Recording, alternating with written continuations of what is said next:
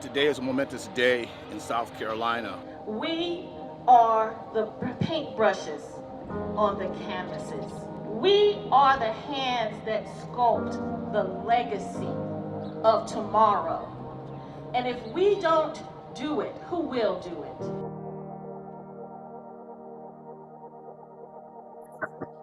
Hitting, it's like, oh boy, it's fucking. It's funny kind of how it happens.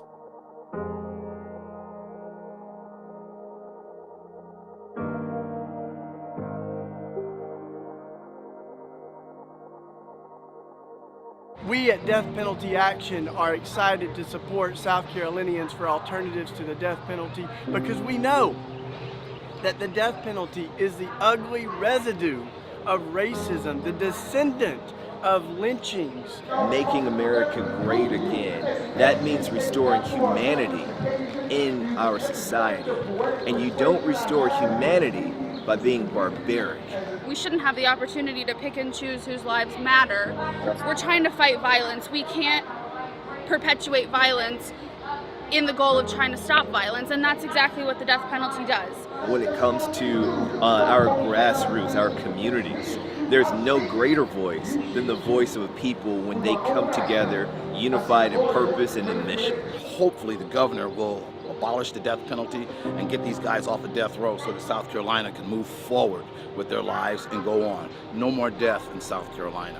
And we can do better. South Carolina will be more beautiful without the death penalty. SCADP.org is where people can come and learn about South Carolinians for alternatives to the death penalty. There's so many different people with different ideologies that come together with this one issue, and so that's why we think that's really important and that we can actually get the job done here in South Carolina to end it.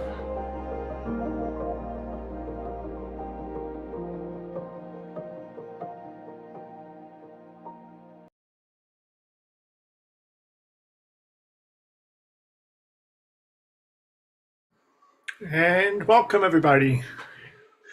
My name is Abe Bonowitz with Death Penalty Action, and we're joined by a number of folks from the various states that are looking at executions this month. And this is our monthly program, The Forecast, where we look at the upcoming executions, normally on the first Sunday of each month. Sometimes we push it back a little bit just so that we can have make sure if there's any executions that are in the first week. But in any case, we've got a number of guests here. Welcome everybody there with Charles and everybody in the audience. I want to invite you to introduce yourselves in the chat and say where you're watching from, and that's where you can put questions and that sort of thing. We do have 6 executions in March, which means we've got a lot to get through. We don't limit this to an hour, but we don't want to go too much beyond an hour, 15 hour, 20 minutes. So we're always just inviting people to be concise. I also want to say that Death Penalty Action is pleased to provide this platform. Anybody that is speaking who is not on staff or board of Death Penalty Action is speaking for themselves. So, but we invite all opinions and approaches to this. Also, if there's anybody that decides to be disruptive in the chat or on any of the feeds, then on the social media streams, then you've been warned. We will remove you without warning. That's typically not an issue for this. Sometimes comes up during the virtual vigils. So in any case, before we get into the executions of this coming month, we have an execution that's not going to happen. We have some good news from Alabama. And I want to invite TJ Riggs, who's the State Death Penalty Abolition Coordinator for Amnesty International and one of the conveners of a campaign around Rocky Myers, to share with us some of what we've been doing about that and the good news that we got on Friday. TJ, welcome. Thank you so much for the introduction, Abe. As Abe said, my name is TJ Riggs. I work for Amnesty International as the Alabama State Death Penalty Abolition Coordinator. We are super thrilled to share that Governor Kay Ivey, for the first time in her term as governor and for the first time in Alabama since 1999, has commuted the death sentence of Mr. Rocky Myers. For a little bit of background, Mr. Myers has been on death row for over 30 years for a crime that he maintains he did not commit and that there's a strong case for innocence around. Moreover, he was convicted by a jury and given life without parole, which was then overruled by the judge in the process known as judicial override, which has been banned in the state of Alabama since 2017, but was not made retroactive. So it's a huge win for Rocky and his family and for justice. Unfortunately, she just granted a commutation, so his sentence has been reduced to life without parole. I know his lawyers are going to continue to fight that and for a fair retrial given the circumstances of his case, but really a positive development. So over the last couple of weeks, right around beginning of January, we heard that there was a death warrant being filed. So everybody in the state, everybody really in the nation kicked it into high gear for us. A huge thank you to Abe and for the folks at Death Penalty Action for mobilizing this incredible network. I know that they drove many calls that were cataloged, and I'd like to think that that played a large role in Governor Ivey's decision to grant clemency or to commute the sentence. So thank you to Abe.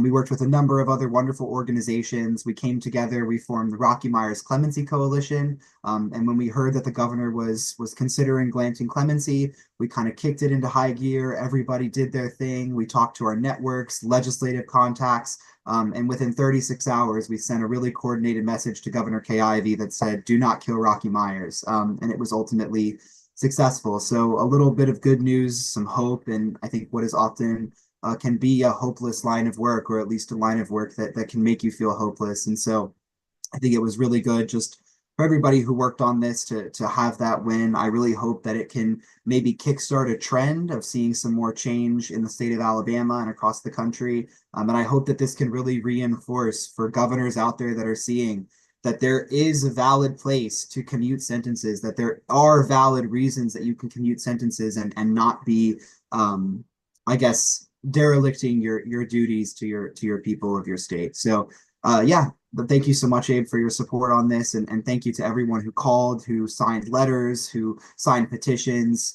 This is really, the proof of what collective action looks like and can do. So I can't thank everybody enough.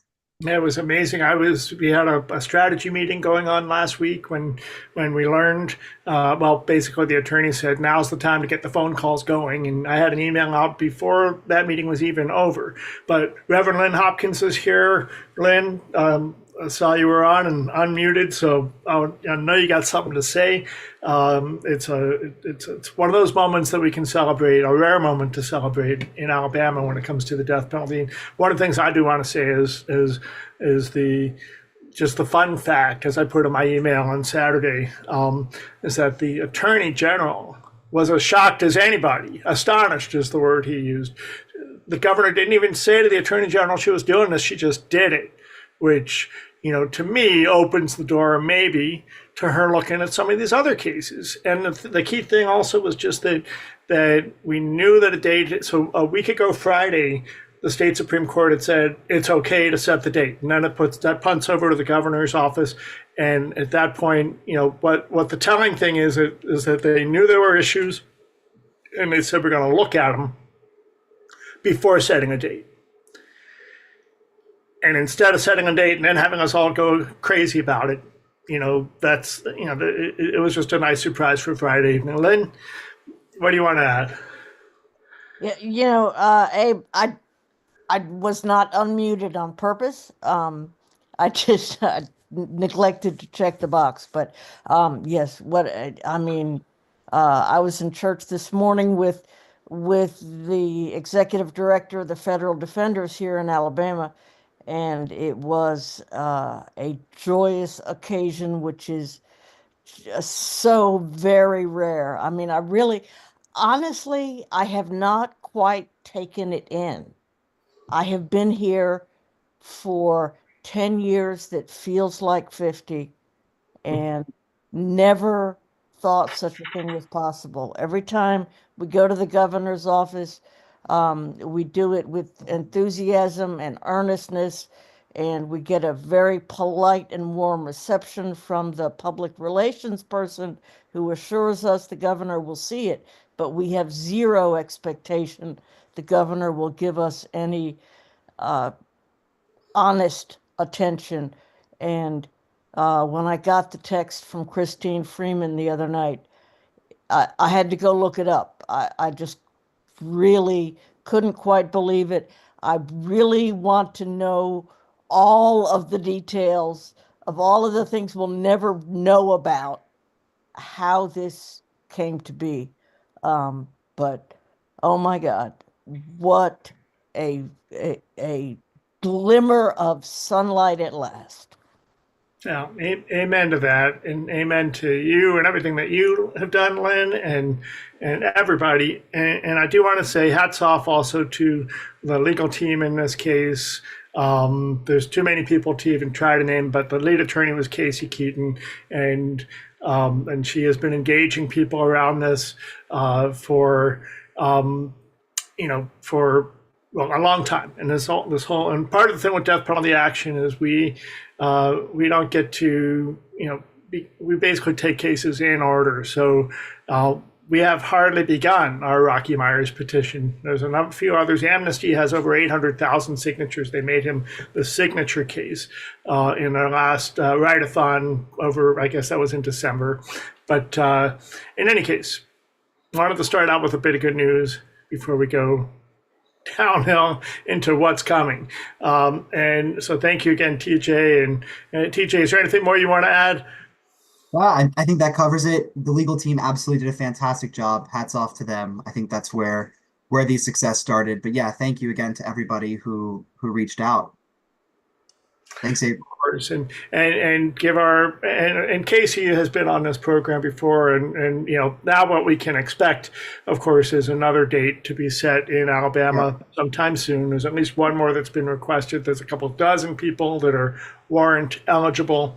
So it is what it is. And the governor was clear in her statement that, she's not ashamed of doing executions. Yeah. She's going to do plenty more. So yeah, she made herself pretty clear. But yeah, I think we should all take this as a good and very hopeful sign that it's worth it. It's absolutely worth it. Absolutely. So thank again. Thank you so much for having me, Ed. And stick around if you can. Absolutely. I want to welcome everybody. A whole bunch of people have joined in the audience here, and of course, people are watching online. So again, I'm going to introduce myself, Abe Bonowitz, Executive Director of Death Penalty Action, and we're here on the forecast talking about the executions that are coming up this coming month, starting with a week from this coming Friday. Here's the list. It is basically March 7th, 13th, 18th, 19th, 20th, two on the 20th. So we're looking at this, and we're just going to take these tonight in order. So let's start with Brad Sigmund in South Carolina. You saw us open, some of you, with our video about Brad or about South Carolina and the work that's going on there. Hillary Taylor, the Executive Director of South Carolinians for Alternatives to the Death Penalty, wasn't available to join us tonight. Hopefully she's got her Oscar party going on, but I suspect that she's actually just deep in preparation. She is the spiritual advisor to Brad Sigmund, and sadly is going to be quite possibly witness to the first firing squad execution in the country in 15 years.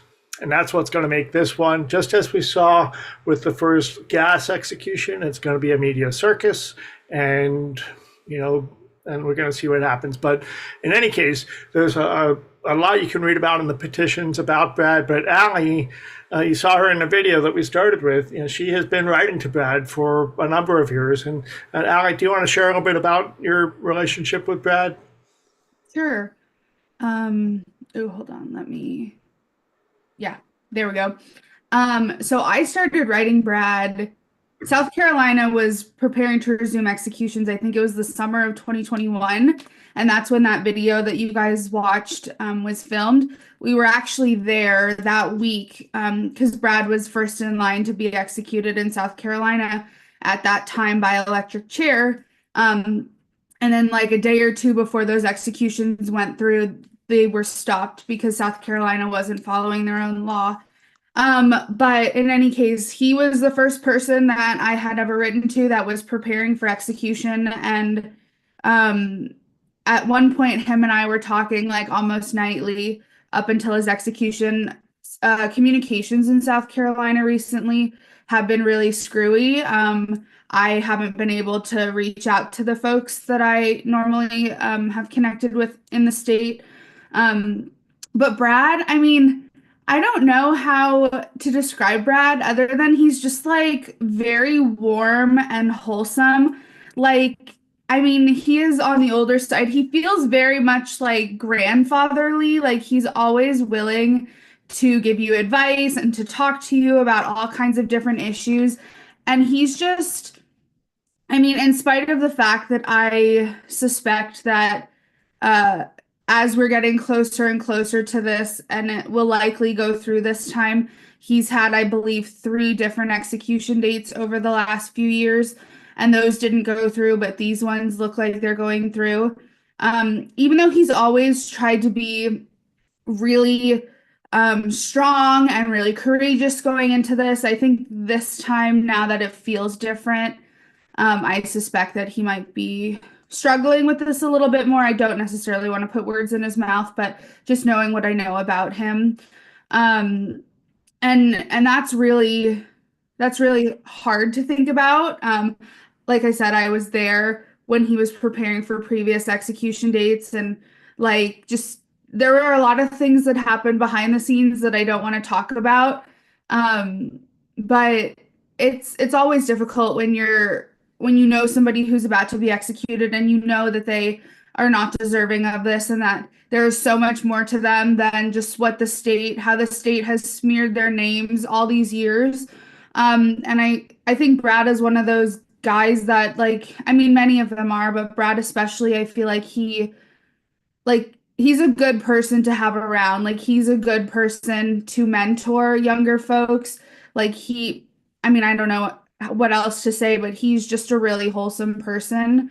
And this is going to be tough. Many of you guys know South Carolina has already executed 2 guys that I've known in September and in November.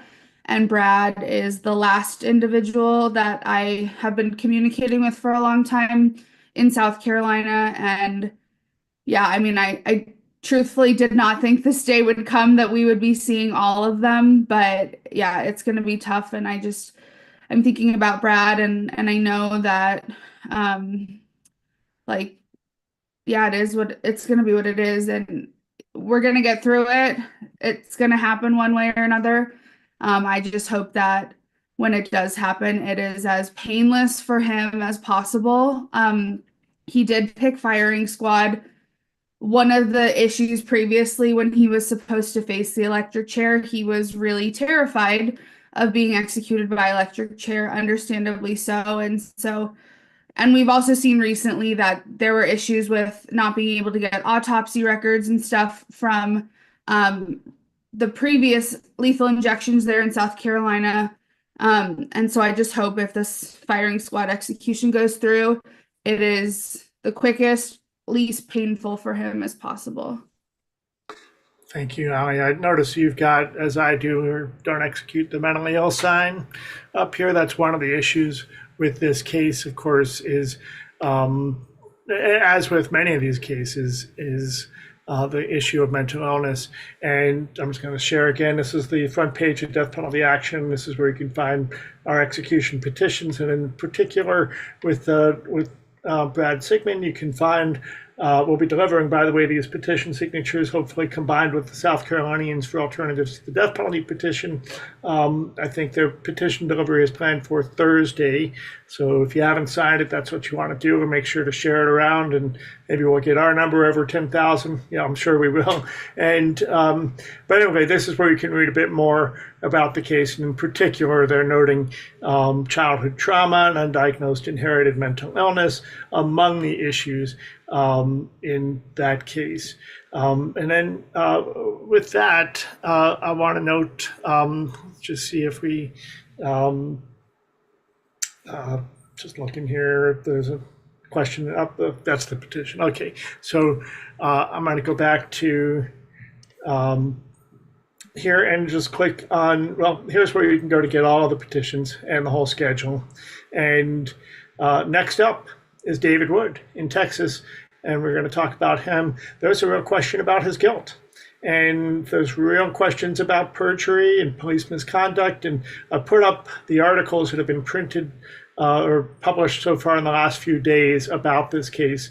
In particular, the Marshall Project talks about a jailhouse snitch that, well, actually, it's an interview with a guy who has basically says he was put in a room with a number of other with two other guys who, and they were all basically there with detectives and told, "Here's what we need from you," and that one guy said, "I'm not doing that," and that's what that interview was with. And the other two ended up being, testifying against David Wood. And I'll back up just to say that 2 weeks ago, nobody was talking about this case. Nobody was talking about innocence. All we knew is that he's the desert killer. Charles has done some research onto this, and I want to invite him to share a little bit more about what he found in looking at this. But before I go to you, Charles, I just want to say I wrote to David's attorney. We'll back up first to say that we have a young law student from England who helps us sometimes write our petitions. And she came and said, "Hey, there's an innocence claim." So I wrote to the attorney and said, "What can you tell me about this?" And he sent me what is the basis for our petition, his second application for a writ of habeas corpus, within which it spells out all of these issues. And that's what's in the petition. You can read through all of that. But there really has not been a big campaign in this case, or a lot of clamoring. The Texas Coalition to Abolish the Death Penalty, finally put something on their webpage the other day, and they're asking people, as we are, to write to direct emails to the Texas Board of Pardons and Paroles, and all that information is in the petition. So take a look at that, and I'm sure Ali has put the link to the petition. But Charles, what can you tell us about what you found when you looked into this case? This is Charles Keith. He is the Impacted Communities Liaison for Death Penalty Action. It seemed kind of strange to me that, when I looked to see if there was any murders or any deaths that was in that surrounding area, I found several, over 300, and it had been going on over a period of time. And I looked right across the border, and there was a town in Mexico, Ciudad Juarez, Mexico, where there was abundance of women being murdered and, buried throughout the desert. And it just seemed odd to me that during that time frame, and the murder still continued on after David Wood had been arrested, that they would isolate 6 particular victims and put it on David Wood as a serial killer, when what they really had was a mass of serial killings. So that's what I saw. I saw more than just the 6 bodies that was, actually, given to him. So that's what I saw, and it just struck me odd that they had just that many killings. And you can even hear the police say, "We'd be digging in this desert forever. All we're going to continue to find is bodies." So to call him a serial killer without specific evidence, DNA or something that actually says David Wood did that, that's what brought my doubt, Abe. Yeah, well, so take a look at the petition, read through some of those the doubt there. It does go to show that it takes. Sometimes it takes, and we saw this with Rocky Myers, decades of building coalition, building support, family being involved, and we just don't see that in this particular case. I've yet to talk to anybody that actually knows David Wood directly, other than his lawyer. So that's David Wood. Moving on, we're going to go then to Louisiana. And I want to welcome and invite Michael Cahoon, who's with justicespromise.org. Is that right, Michael? Maybe you can. Oh, Promise of Justice Initiative. Thank you. It's we haven't really done anything in Louisiana because you haven't had an execution in 15 years, but here we go. So everybody, welcome Michael Cahoon to tell us a little bit about what's happening in Louisiana and how we can help. Hi, everyone, and thanks, Abe, and thanks, everybody. So yes, as Abe mentioned, in Louisiana, we have not had an execution since 2010, January 2010. And so this upcoming execution scheduled for March 18th of Mr. Jesse Hoffman will be the first execution in Louisiana in 15 years if it goes ahead. And so right now, in terms of, campaigning and communications and things, we're looking at basically three different issues that we're raising up. One is Mr. Hoffman, Jesse's case itself, his history of trauma, his social history. There was just a pretty good article in the New Orleans Times-Picayune summarizing some of the social history of Jesse. He has a very involved family. He's very close and respected by people on death row. And he has a legal team that has worked with him for a long, long time. So in terms of the communication on that and the organizing around that, I think Death Penalty Action has a petition specific to him. And so that's one area we're concentrating. The other is this is the resumption of executions after a 15-year gap. So we have a lot of action and advocacy around our governor and our attorney general choosing to sort of go out of their way to resume executions in Louisiana. And so this was all set in motion uh, last year during what they called a special session on crime as a special legislative session where they passed a secrecy law that we've seen in many states around lethal injection. Our governor tried to pass a similar law back when he was Attorney General 5 years ago. We were able to defeat the bill that time, but when he brought it back as governor this year with a supermajority advantage in both chambers of our legislature, he was able to pass it. And so it was the secrecy, and then we had the addition of additional methods, the electric chair, and nitrogen gassing. And so that brings us to sort of the third leg of our stool of advocacy that we're pushing, which is around not only the resumption of executions and the execution of Jesse Hoffman, but the state has said that they're going to use nitrogen gas as their method.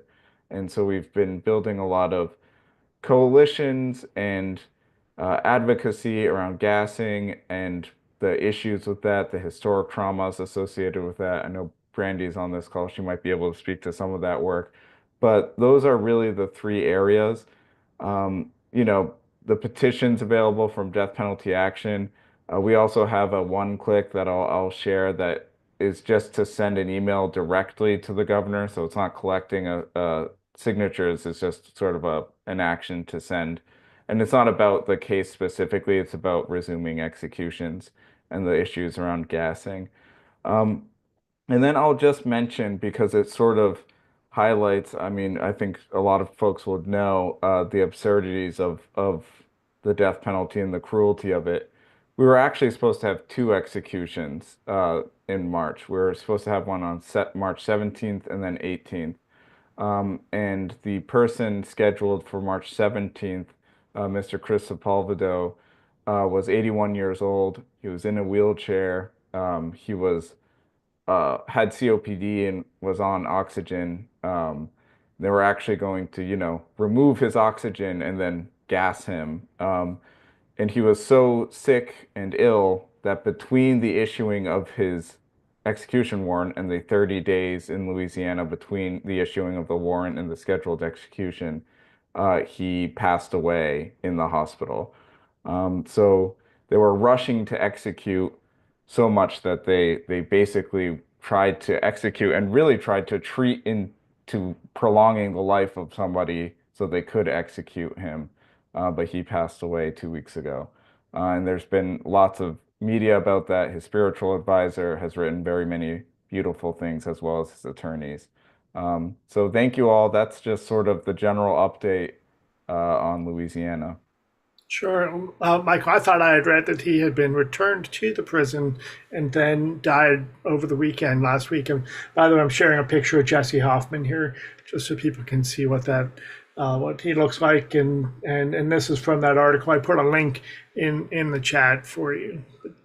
So in any case, just it's interesting how things get reported and different perspectives are put out there. So, well, Michael, we're grateful for you. We're happy to be working with you. There's a rally coming up on the 15th, right? Do you want to share anything about that?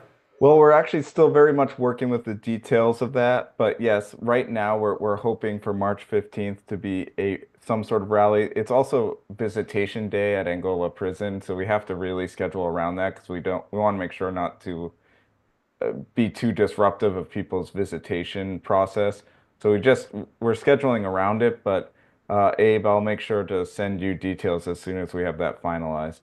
Super. We've got them there, and also hopefully folks are making use of the signs and the shirts and everything that we sent down there. So we're just grateful to be in collaboration with you.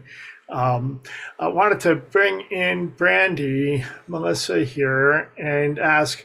So Brandy's been a friend and somebody that's been following us since last year when all this gas suffocation stuff came up. And she's really kind of tuned in to what's happening politically in Louisiana. So I wanted to ask her to share a little bit of further background about Louisiana and what's happening. So Brandy, welcome and thanks for coming. Thank you. In a state that is strongly Catholic, pro-life, supposed to stand with the Jewish community,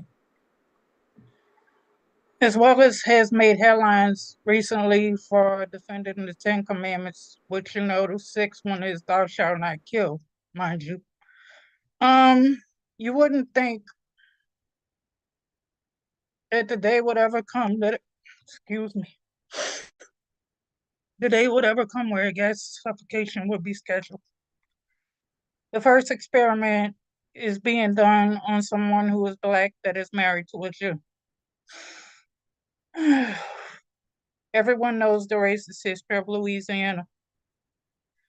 Most of the area around Angola is filled with plantations, traveling up and down Highway 61, which is the highway you're staying on when you turn left onto the road that is the very long road that goes to Angola. Cringe with their minds, going back to what likely went on in those places. I know I do, and I try to stay away from that area because of that. The electric chair that inspired the well-known Dead Man Walking is in the prison museum. Like Michael said, the last execution in Louisiana was 2010 because Gerald Bordelon was tired of waiting. But before that, the last state-sanctioned execution in Louisiana was 2002. All by lethal injection. Why that matters shortly. As Attorney General, promises were made that once the AG became governor, death row would be cleared out. Wealthy donors became tight friends of all the powerful because someone whose death sentence was vacated by a federal judge was going to be among the first, if not the first to die when things were finalized to resume executions in Louisiana. No one has appealed for the death sentence to be reinstated. So the poster child for expansion methods can't be touched when executions resume until that plays out in court. And that's not going to happen anytime soon. There are a few others who have exhausted their appeals and will be collateral damage of this vile administration. No supply of nitrogen in Louisiana. We give it to this administration because they didn't want to use in a manner being obtained by the powers that be. So the powers that be made backdoor deals, shenanigans with out of state. Heaven knows who to get what is wanted for the purpose of clearing the road.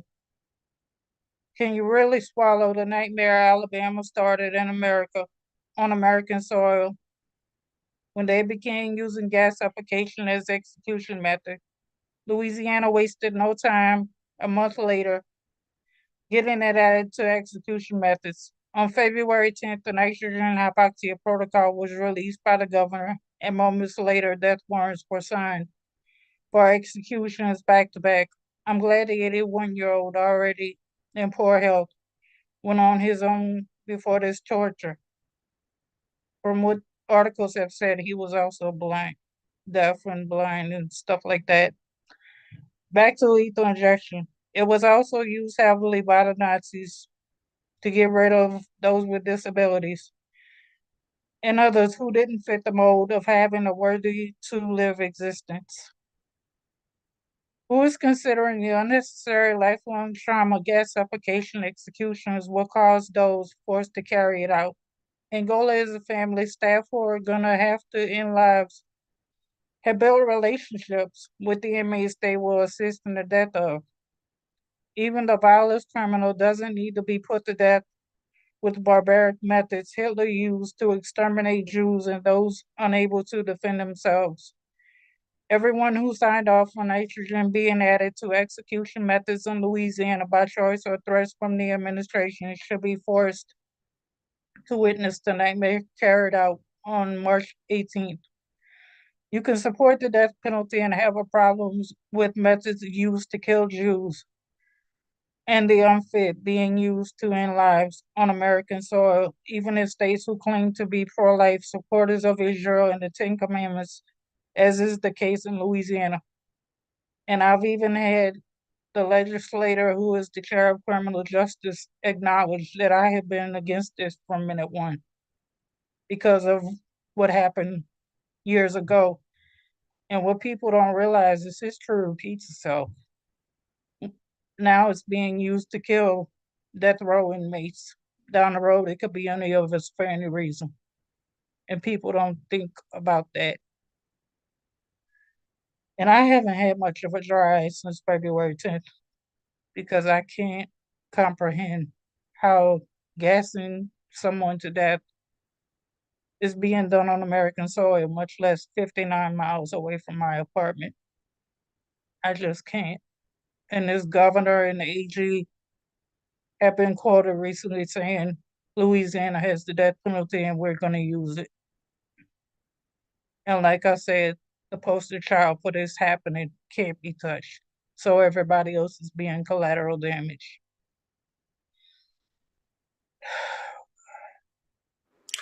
Well, thank you, Brandy, for bringing us that. And I know it's difficult for you, and you've got some personal connections with some of these cases. And actually came into this as being pro death penalty. And Yep. you know, 100%. and now, Because I know a few of the inmates on death row. One of them killed a cop that saved my life, risked her life to save mine in the morning of Hurricane Andrew. And before this nitrogen stuff started, I didn't care how he took his last breath. If I could go blow his head off myself, I probably would. But I just thank you for everything you've done and all the stuff that has happened to wake me up about this. well, thank you for sharing, and also sharing, as you have with me, the shifts that you've had over the last year around this. So we're grateful. Michael, also thank you for your time, and we'll be seeing you all in Louisiana in a few weeks. So,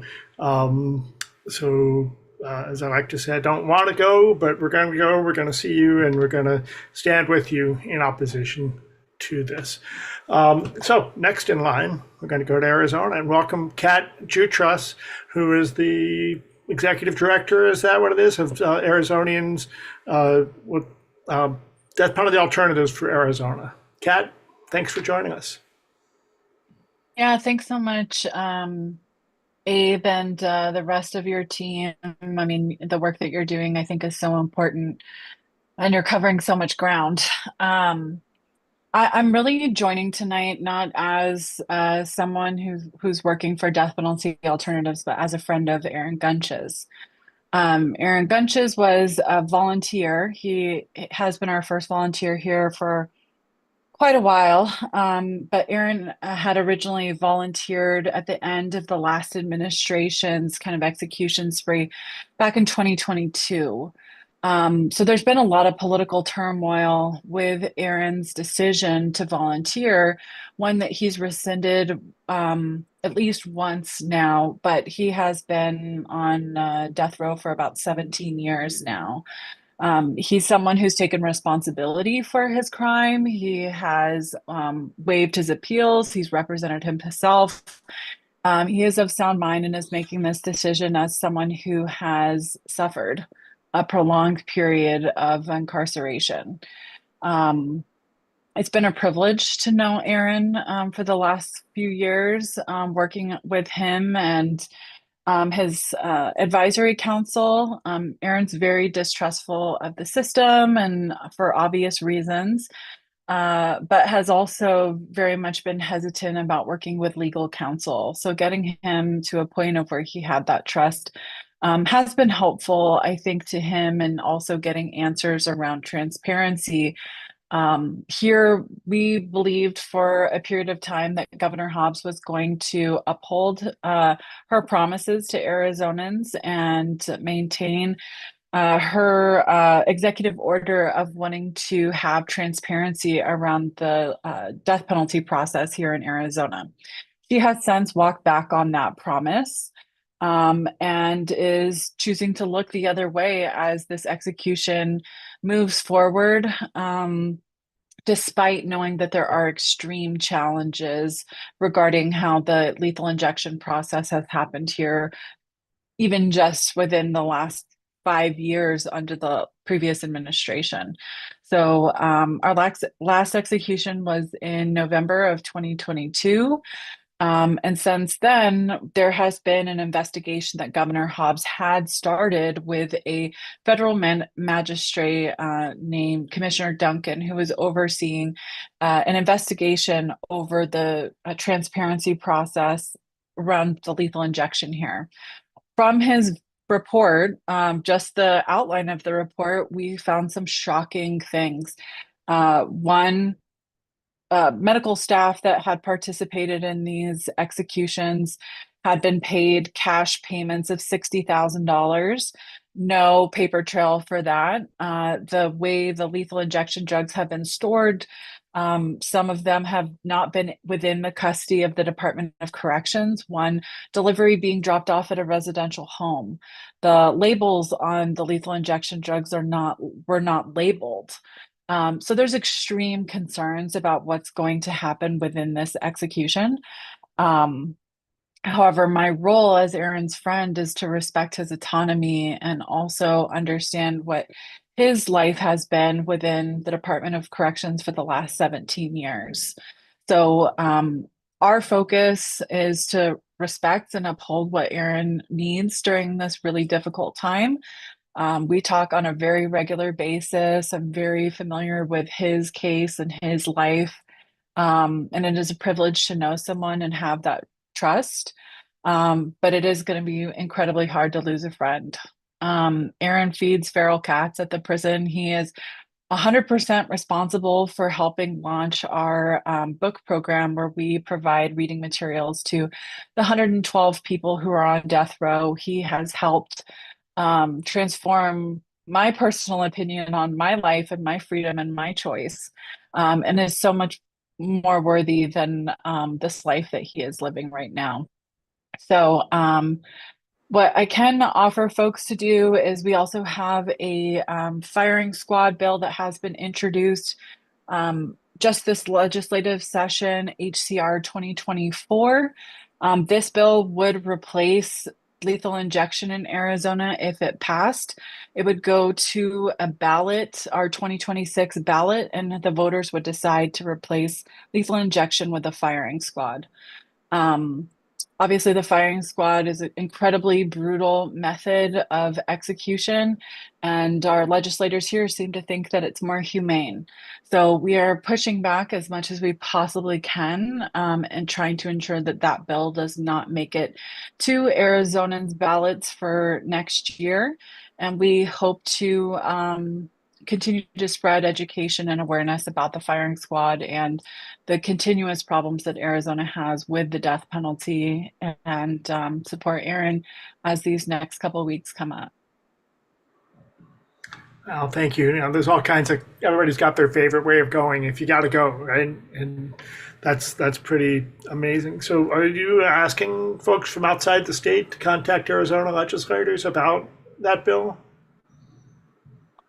At this point, we're really looking for Arizona constituents to make calls to their legislators. I'm sure most folks deal with in their states here, Arizona is very territorial with who they take advice from. So if you live in Arizona, you know someone in Arizona, Ali's dropped in some links into the chat that folks can take action on to support the efforts that we have here trying to prevent the firing squad.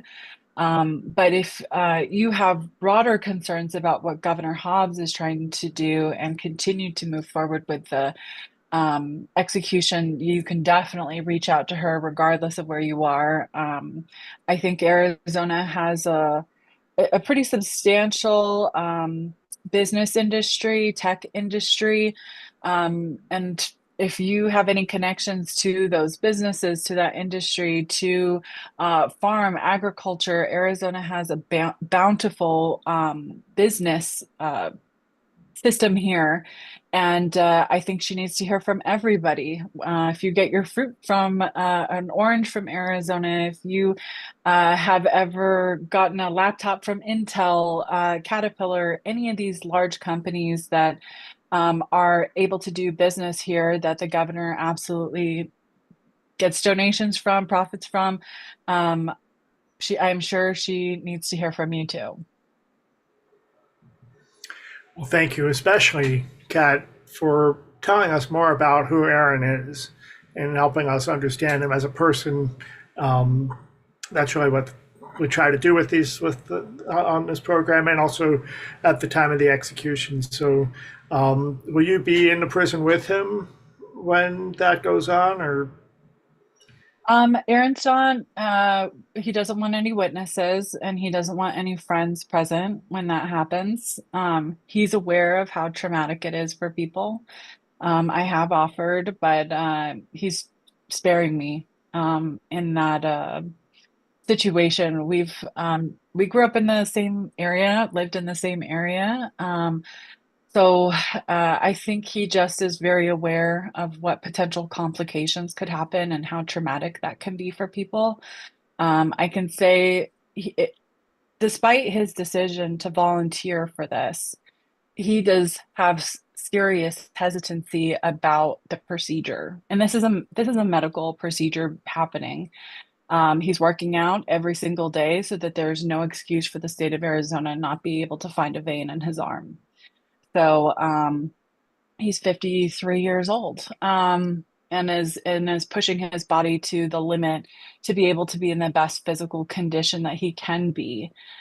Still very concerned that there will be complications with the execution team's ability to find a vein and not do some, half ass procedure at last minute that they've done for the last two executions here. So I think that's a very real reality that he just doesn't want the people he cares about to witness.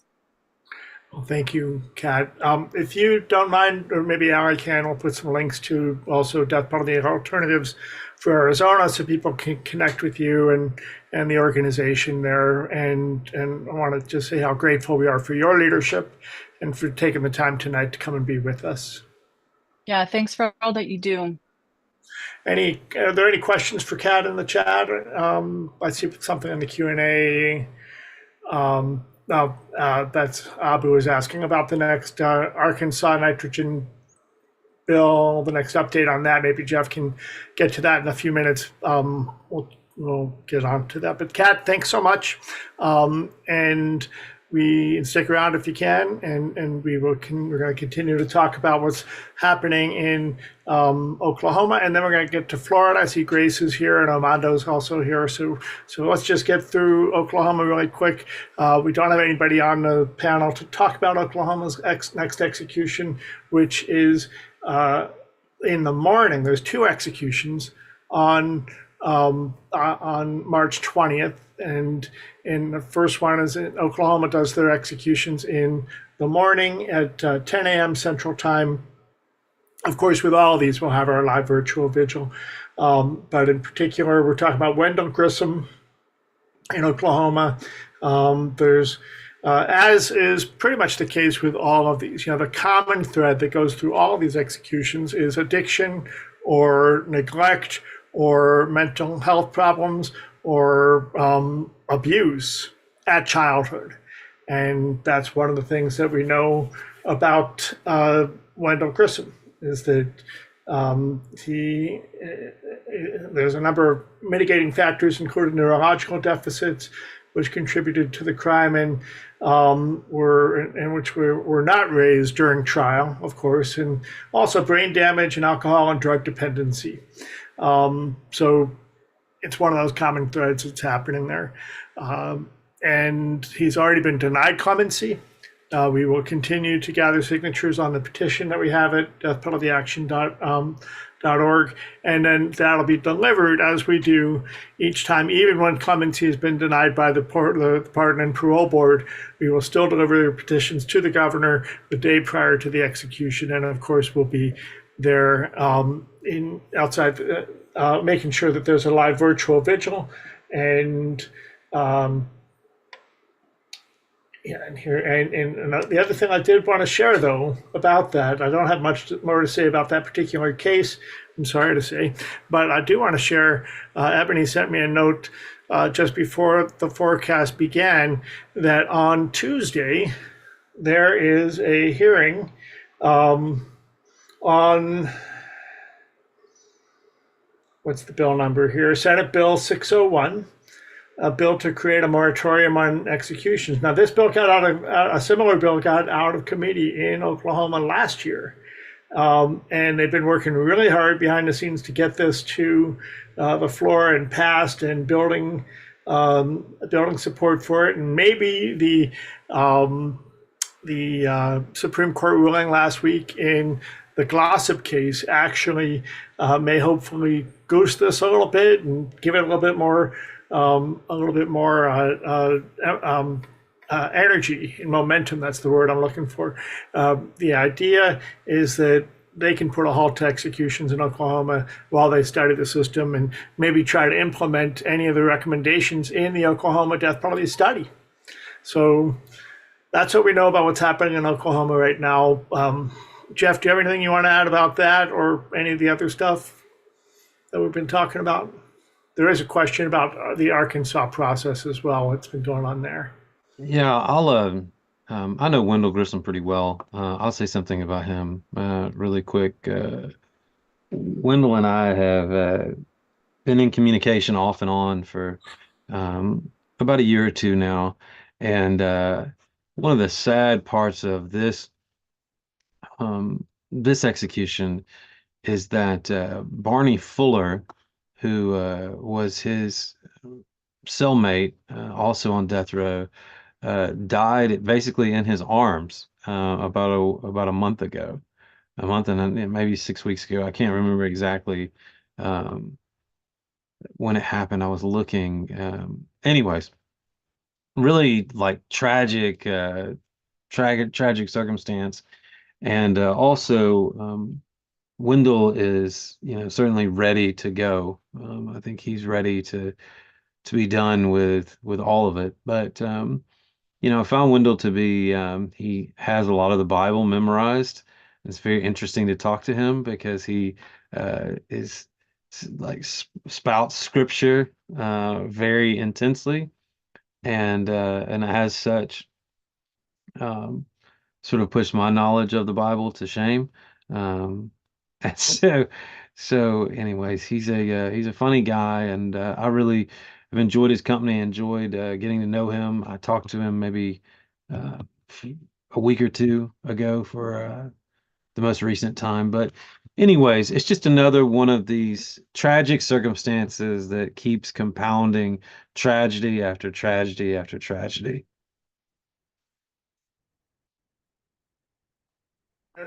Thank you for that, Jeff. And I want to note that there's some interesting chat going on and maybe Ali can share some. Make sure these are getting shared to the social media streams also.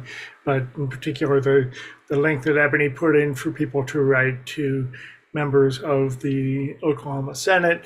And also want to note that Michael was sharing about his recent conversation with Burl Cain, the former warden at Angola, who's now he oversees executions in Mississippi.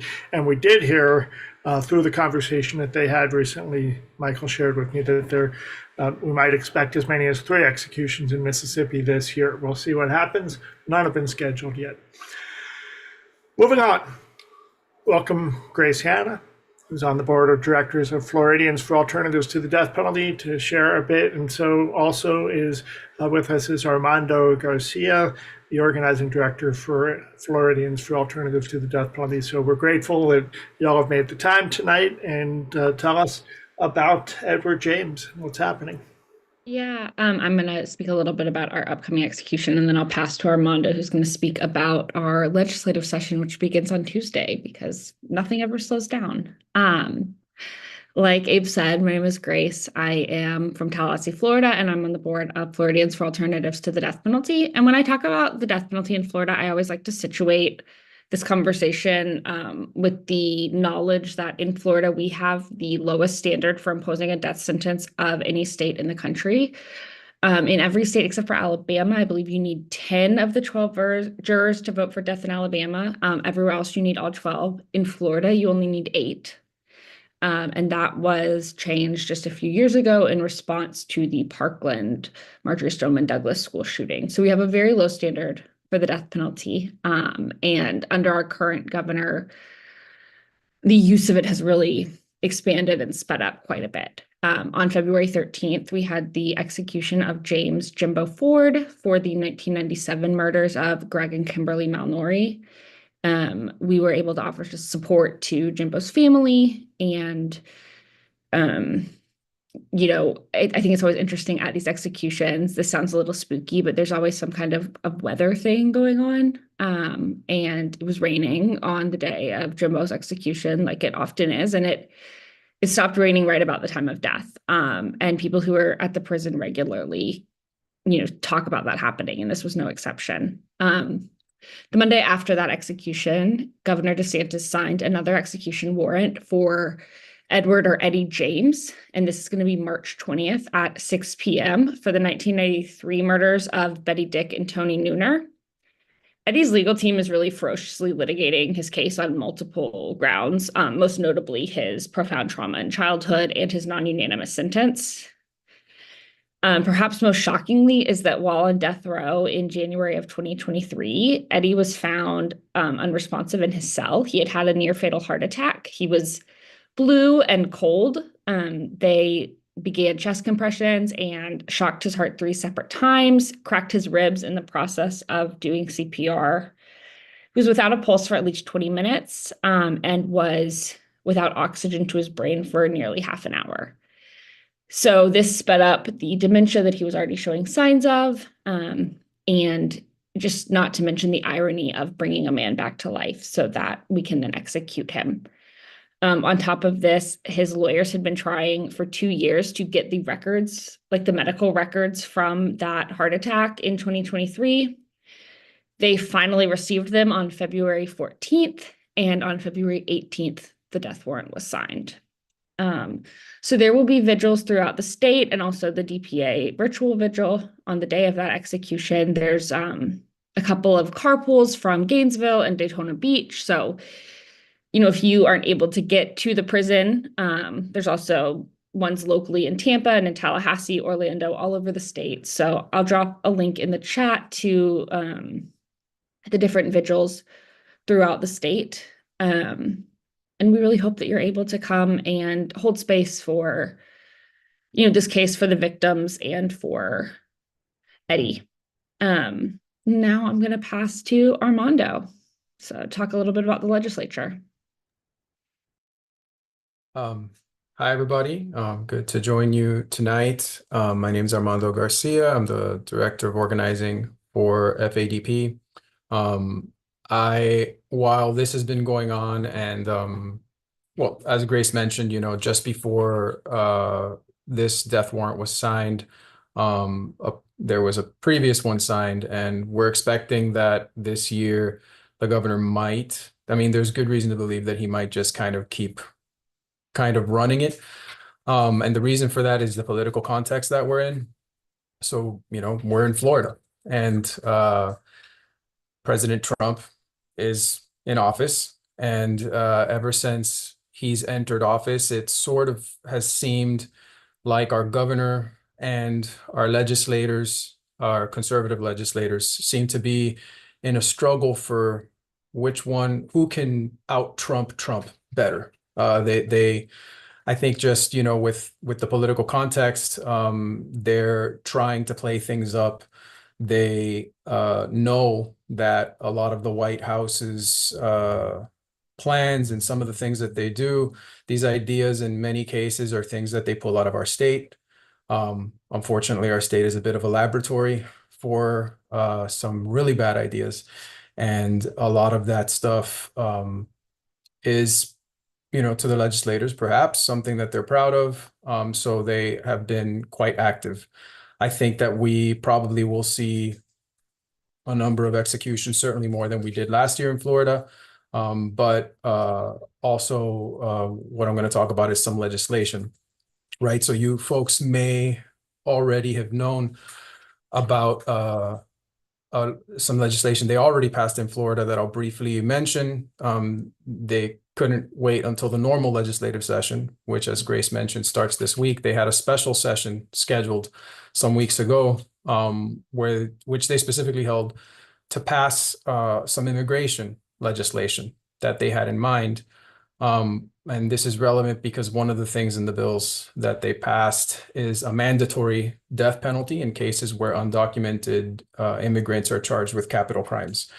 That creates a whole host of issues with constitutionality and so forth. But they were in a real hurry to do that. And now that the legislative session, the regular one, is starting, they did pass that immigration bill, by the way. You may have seen the news about it, but now there are 3 bills that they're considering that have to do with capital punishment. The criminal justice committees that will be considering and scheduling hearings for these bills probably this week. The one in the Senate and its counterpart in the House both have something like between 25 and 30 bills that they're looking at. And like I said, 3 of those are having to do with the death penalty. So one bill that I'll mention briefly, because I only just found out about it. I don't know much about it, but one bill that I'll mention briefly that is pretty alarming is one that allows for our governor's office to take over cases from prosecutors in our state. This doesn't specifically have to do with capital punishment, but it could be bad in many ways all over the place. It might be a response from our governor to how there were in the past some conflicts between him and state attorneys who didn't quite do what he wanted them to do. He had them removed from office. I think this might be where this is coming from, but that's something scary to watch in Florida. As for the 3 capital punishment related ones, they're, 2 of them are to add to the list of aggravating factors in Florida for something rising to the level of capital crime.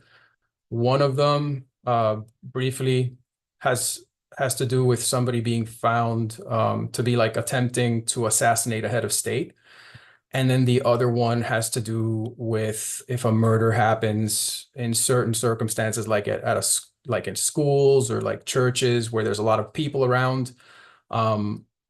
More or less, and I'm not a legal expert. I'm not speaking about this from a legal perspective. Our director Maria is. We know plenty of people who are, but what I can say is that those are already aggravating factors actually in our law. That it also is not legal for them to duplicate aggravating factors in the law.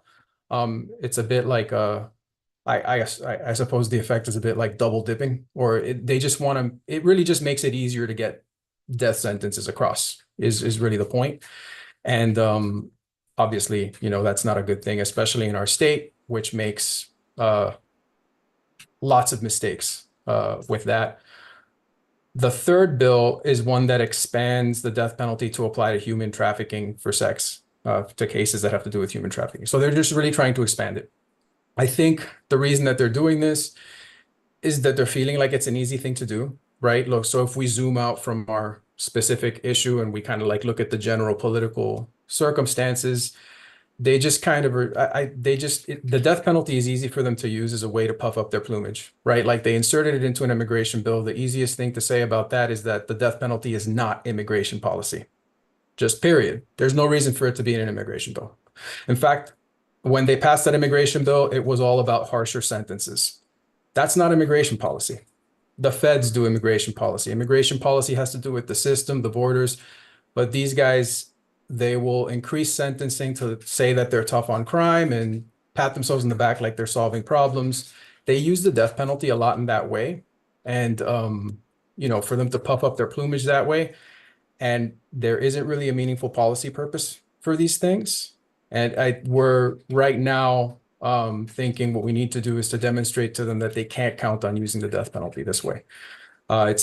It's really important to demonstrate to them that they can't count on for the rest of this legislative session if they need an easy way to look tough on crime, for them to just throw a capital punishment expansion in there.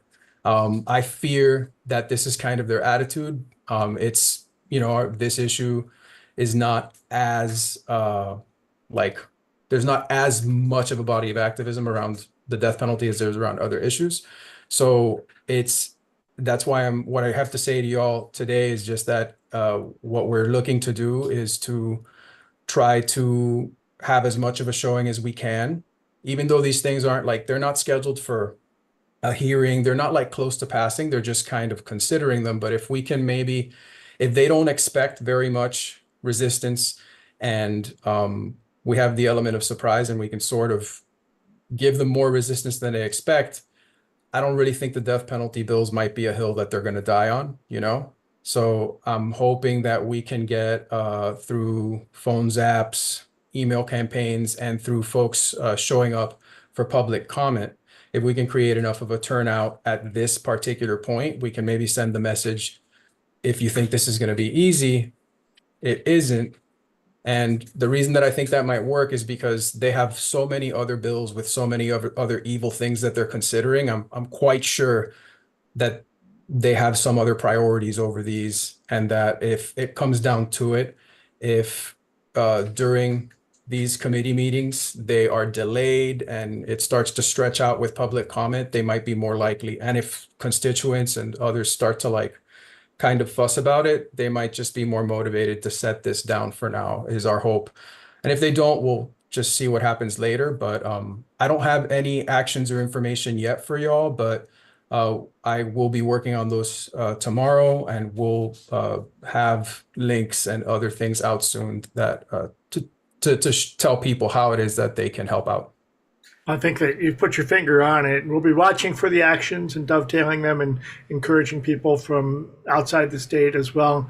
I think one of the challenges actually as an organizer in the space that we're in right now with all of the insanity that's happening, many different organizations are organizing on their things. But even when they list all the things, you see these lists about the issues that are raised up in Project 2025, for example. The death penalty is one of them, but it's very rarely on somebody's list as something that they want to deal with. And that's one of our challenges as organizers. Many of us are involved in multiple different issues. Our job is the death penalty, but we're all, of course, human rights activists and care about the broader issue. So I just want to say, if you're watching and you're connected into any other organization, make sure that everybody is recognizing that this idea, I think somebody said puffing up the plumage, it's all bluster. It's a push button to use the death penalty as a way to say, I'm tough on crime and we're doing this. And as you, I think, rightly put it, Armando, there's not we do not have the same kind of power to create massive response as, for example, multiple other issues, gay and lesbian issues, immigration issues, education issues, etc. That's the thing about the death penalty, is it touches so few people. that it's why it's so important that all of us that are here today, and I see so many great leaders in the audience too, that we focus and we make sure we speak up about this issue every time we get a chance. I have one thing to add. Of course. About one thing to add about that is just to follow Abe. Abe reminded me of a thought that I've had in my head, which is knowing that Florida is a laboratory for horrible things, often things will happen here and they will go to other states. So whatever happens here might be coming to your state soon if it meets its way here without resistance. And just to be a bit light and throw some pop culture into it. I'm not sure if any of you have watched Game of Thrones. Don't spoil it for me. I'm watching it through the first time, but I'll just kind of say I feel a bit like Jon Snow guarding the wall and winter is coming. It's like Florida might just be I guess I'm asking for folks' support because we might be guarding against something that if it breaks through this wall, we might be the wall that's holding it back from coming to other states. So please stay tuned. Thanks. Let's hope so. I mean, it's awful. We've got. I wanted to circle back to Jeff to talk about the gas execution legislation in Arkansas that he just testified about. We've got that coming up. There's sponsored testimony on that here in Ohio, where I live. That's going to be this week, and we're already gearing up to figure out how do we push back. Even at the very beginning in Ohio, it's a series. You have sponsored testimony one week, and then proponent testimony the next week, and then opponent testimony the next week, and they stretch it out. So we have time to work on it. But there's bills in Idaho, and Kat just mentioned Arizona trying to bring in, make firing squad the predominant method as they.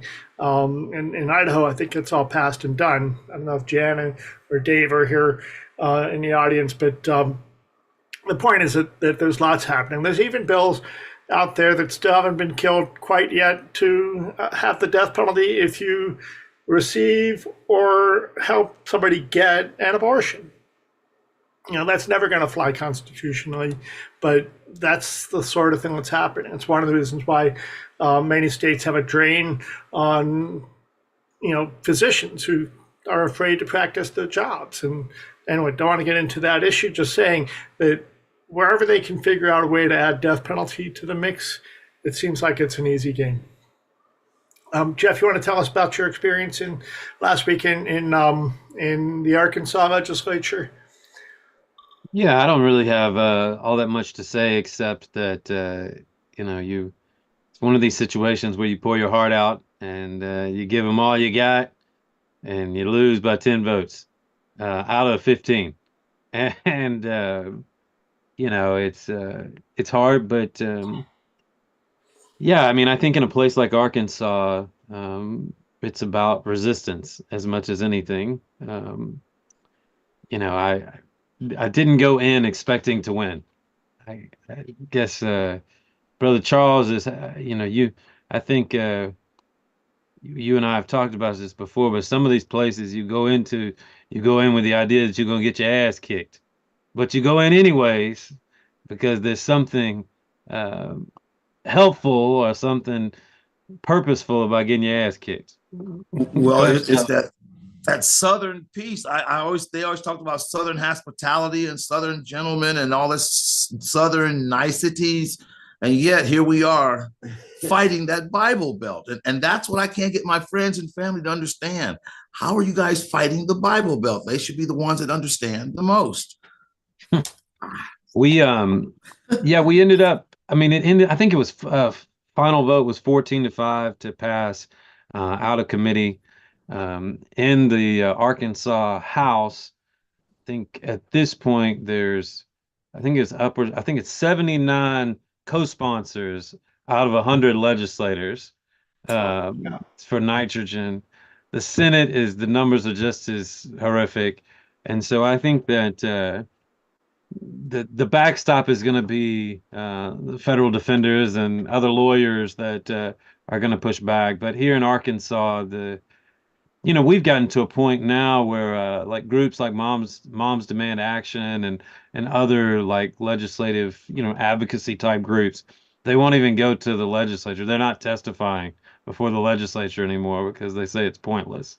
And so we're just in a, yeah, I mean, it's like I said, it's crazy to go in there and emote all over the place, give them everything you got, and have trouble choking on your words and all this kind of stuff. And they Well, say, "Thank you very much. Let the nitrogen rip." Well, you look at Arkansas's history. I mean, they've got a long history of taking innocent lives. They've got a lot of blood out in their fields. Their reputation is not one of valuing life. So, and now they're being exposed and showing us this. Back in the day, these would be backwood lynchings and murders and killings, but now they're doing it in our face. And, it's shocking. It's very shocking, and to the point where even now in Alabama, you've got an attorney general that's upset with the governor. So who's running things here? I mean, is it coming down to the attorney generals and the governors, or who's going to be executed? I didn't realize that there was a woman that was executed in Louisiana, and their history. I'm looking at some of the history of these states. And as we were calling them executions, now back in the day, they called them murders and lynchings. So, man, we need help. We need help. Abu had asked a couple of questions, and I was just going to speak, piggyback off of Charles a bit. I mean, I think that we're probably 6 months to a year. This is an educated guess, but 6 months to a year of executions resuming in Arkansas. I think that we are, perhaps 3 months or less to executions resuming in Tennessee. I think that we're hearing murmurings of executions pushing. Oh, let me rephrase. As we've heard on this call, executions bubbling up are happening in Mississippi.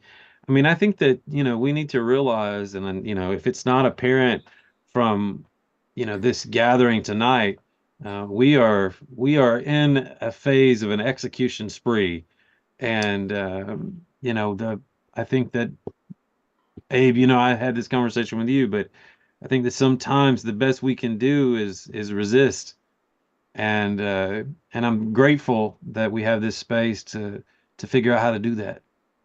Yeah. Well, let me just share. This is a list that somebody came up with and shared with me not too long ago of people, a list of people. Let's see, this is no, not what I was looking for, actually. It's a different list. Let's see if I can get this back. I might have to go find the link. But essentially, we're talking about shoot, it's not coming up in my saved links, but there is actually a list of somebody is tracking death warrant eligible cases. So they're tracking who's on death row, who's exhausted their appeals, who's eligible for a death warrant, and we think this is really just a method to push states to go ahead and move them forward to have more executions. So anyway, we are at 10:19 Eastern time. I want to invite everybody that's on the panel to just come back on camera for a minute, and we'll have a round of farewells and calls to action and final thoughts, and then we'll close it out for the night and go see who won the Academy Awards if we care about that sort of thing. And then, we're going to be hitting the road in death penalty action. We're going to be out in Texas, I think. We're going to be definitely in Louisiana. Armando, look out. We might be coming over to Florida too. And we're bringing the Delaware Bell. And we're going to be out and about and looking forward to seeing folks and giving people the opportunity to come together and toll this bell from Delaware. If you haven't heard me talk about it, last year, in 2016, the Delaware Supreme Court threw out Delaware's death penalty statute, actually based on the Florida Supreme Court case in the unanimous jury case. What was that one? Hurst. Thank you. So in the wake of that, the Delaware Supreme Court took it on themselves to review Delaware statute, and they threw it out. And then this past year, in 2024, the Delaware legislature scrubbed the death penalty out of the statute, and now we're working on a bill in Delaware to actually pass, put on the ballot, or rather, it doesn't have to go on the ballot. It just has to pass 2 legislative sessions in a row, a constitutional prohibition of the death penalty. In any case, Delaware citizens opposed to the death penalty had this bell that they made and told outside the prison during executions, during many of the 16 executions in Delaware's history. And they had a choice. They can put it in a museum or they can send it out to the rest of the country and provide some of that Delaware vibe for abolition. So they gave it to us. And that's what we're doing, is we're taking it all around the country to share it with folks. It's been to Indiana, Alabama, Oklahoma, and coming soon to a state near you if you're unfortunate enough to live in a place where they're killing people. So in any case, that we're coming, and we're grateful for everybody that's making it possible for us to do that. And with that, I want to just go around and give everybody a chance to give a final word and call to action. We'll start with you, Michael. Yeah, thank you, everyone. I'm putting in the Zoom chat here our main call to action, which is calling the governor, calling the attorney general, but also using this one click. March 17th is still a ways away, or March 18th, sorry. So we are doing all we can to try to encourage the governor not to restart executions. Thank you all. Right. Michael, I had a quick question. I realize we're giving little closing statements, but I had a quick question for either Brandy or Michael. It looks like that Jesse Hoffman is the only person eligible for execution in Louisiana at this point. Is that true? Yes. Okay. Yep. That But hasn't Sister stopped Helen some. said there's 14 eligible throughout the year. Yeah, the DAs have gone and sought some warrants for people that aren't eligible, but the judge has rescinded those. So they'll try, but he's the only one. Okay. Thank you. You're welcome. All righty, who's next? Brandy, you wanted to say something? Yeah, Jeff, don't give up on what you're doing. Right when Kenny Smith was gassed to death, I can't believe I'm even saying that happens on American soil right now. But a media friend of mine here asked me if I knew anything or seen anything about it online yet. And comes to find out, when I Googled everything, the press conference that you were doing on Abe's page came up, and stuff you were saying really played a role on top of the video that Candace Usman did with Sister Helen talking about lethal injections and stuff. I didn't realize all that happened. But don't give up, because trust me on this issue, anybody can tell you I was a tough brick to crack, because Derek Todd Lee, I'm one of the few that survived encounters with him. He was on death row here. But like I've told everybody, I wouldn't be okay with my dad, who left my mom to die in front of me when I was 6, or Todd Michael Duquette, who sodomized my brothers when they were kids, being gassed to death. And like I said, I cannot believe that it's number one happening on American soil, when the day before the committee voted against removing nitrogen and hypoxia from execution methods here, legislators and everybody told us stand with Israel stuff on the steps of the state capitol. The very next day, I sat in between 2 Jews. And if you go watch that, I put my head down because I couldn't, it was, and the legislators were very dismissive, saying it was no comparison when really it is. And when I got back to my seat, 2 more spoke, and I literally had to walk out of the committee room. But there was a time before gas suffocations became the norm or was even a thought in this state. You know, Louisiana's rivals with Alabama with football. And this is not an issue we need to be like Bama at all. But please don't give up or don't stop what you're doing, you either, Abe, because both of y'all have played a major role in how I feel about everything now. Thank you, Brandy. I just want to say, and this isn't to correct you or anything, but people often say Abe's page, it's death penalty action. I'm just a vehicle for this, but it is there's a lot of people behind the scenes and standing with us, and we're all together in it. So it's not me, it's us. Allie, last thoughts? I don't really know that I have much to say. It's a really insane time that we're all in. Oh, where'd I go? I got rid of myself. It's really insane time that we're in. It's really freaking scary. But I'm just glad to be in this fight with you all. And even if we don't win every single case, we're still gonna let them go down with us trying. And that's what matters. Thank you, Armando and Grace. No last words from me. Just wishing everybody luck in this ridiculous fight that we shouldn't really have to be in, but here we are. Second. Well, thank you both thank you all for your leadership. Reverend Hopkins, will you take us out with a benediction of sorts, please?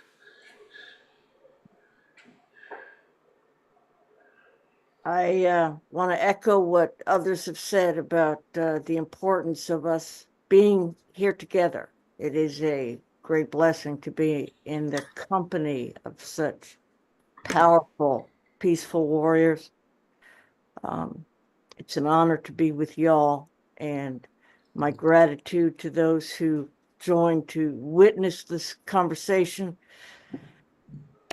My heart goes out especially to Brandy and folks in Louisiana, as well as Allie, who is once again having to face the loss of one who has become beloved. We've all been through that experience in one way or another, and there is compassion to draw on in this space. And that peculiar sight that you may recognize in the sky at some point is that one pig that has learned to fly in Alabama.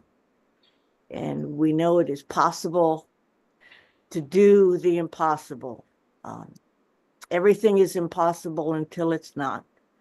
So as we struggle, knowing that we stand on the side of love and in the name of the sacred value of human life, let us move on in gratitude and faith and hope.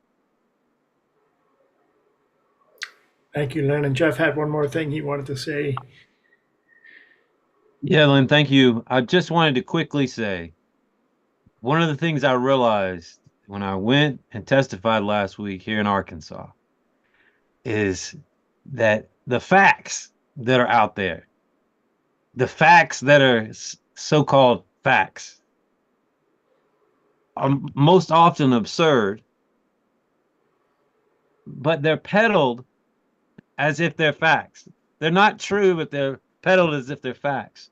One of the things that we were told in Arkansas is that these nitrogen masks that are used during a nitrogen execution cost 3 cents. I've seen one. There's no way that's true.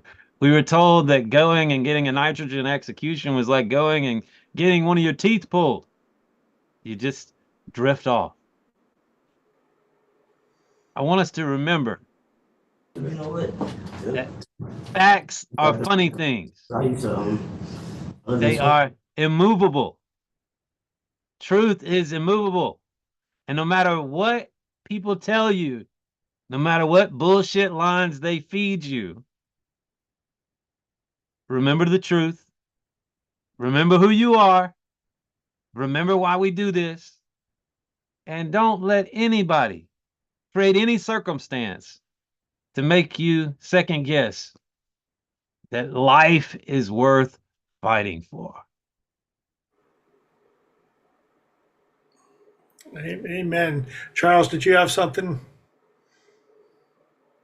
I was just going to say, you know, such conversation surrounding the mask and everything. How come we don't get some firemen? We got to interview some firemen. We really got to find out exactly how they feel about this life-saving device for them being used to take a life of another. We've got to get these guys out here and find out how do they really feel about that. It's almost like saying, well, what if we shot that gas up through your mask and what it would do to you? So, you know, I think in fairness of the mask, let's get some professionals that actually use that mask.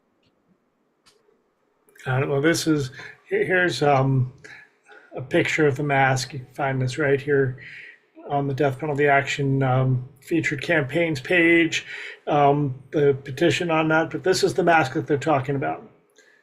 It's a respirator that's normally used to protect somebody from toxic chemicals or toxic air or whatever. And they're reversing it and using that to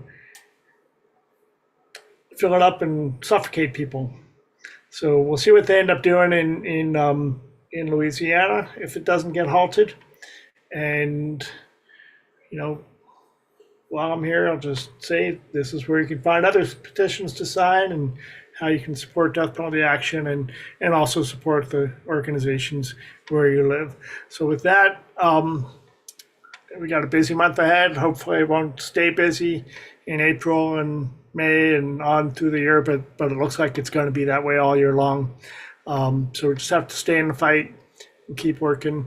And with that, I want to say thank you all for being with us tonight and for sharing this with others. And thanks to everybody that showed up. I'm so grateful that we had people from Florida and Louisiana and Arizona and wherever else we had people from to come. Arkansas, Oregon, Ohio. Yes, well, lots of people in the audience too. In any case, well, there's Lamont Hunter, one of Ohio's Death Row supporters. I'll call him back. And meanwhile, Allie, take us out with a video of your choice. Idaho death row inmate Thomas Creech's execution is moving forward.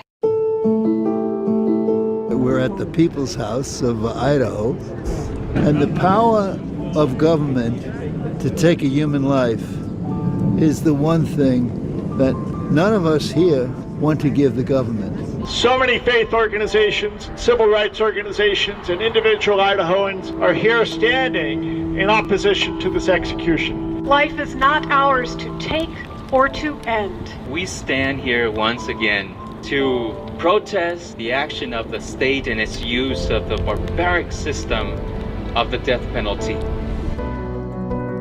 We're now in the Idaho State Capitol. We're going to go into the governor's office, ask to be heard, and share our petition and our demand that they halt this execution. It's just amazing the number of people that have come out in support at various churches and elsewhere. We hope to have a really good turnout tomorrow to our last chance to oppose the execution of Thomas Creech. I'm a clergy in the United Methodist Church, and this morning I'm gathered with a group of clergy and laity to protest the execution of Thomas Creech. This didn't solve anything. This didn't help anything. Just thinking today of all the victims and just praying for the whole process. First, I'd like to express my deep gratitude for Abe and Suzanne for coming out and organizing us and helping us to get our heads around what this means in our society and in our community. So Death Penalty Action comes wherever we need to go to support local abolitionists who want to stand up and lift their voices to oppose executions. It's an honor for us to have groups like the ACLU and the United Methodist Church and others ask us to come and help them. And that's what we do. We help lift up the voices of people who want to say no to executions.